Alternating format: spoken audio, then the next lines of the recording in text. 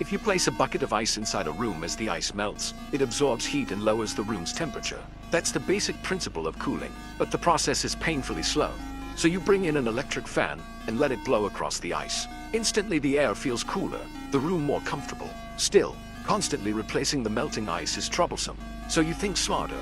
What if you used a refrigerant instead of ice? Freon, for instance, is a gas at room temperature, but when stored under high pressure, it turns into a liquid. To make it work, you build a sealed copper tube system filled with Freon, creating a closed loop. As the liquid Freon passes through the indoor section, the pressure drops, it vaporizes, and in doing so, absorbs large amounts of heat, cooling the room.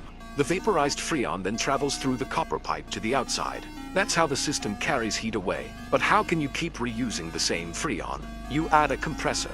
When the gaseous Freon enters, it's forcefully compressed, raising its pressure and its temperature to nearly 80 degrees Celsius. To cool it back down, you install a fan beside a coiled copper pipe outside. This forms your condenser. As the hot high-pressure gas passes through, it releases its heat and condenses back into liquid form. The liquid then flows toward the indoor unit again, but it's still too warm to cool the room.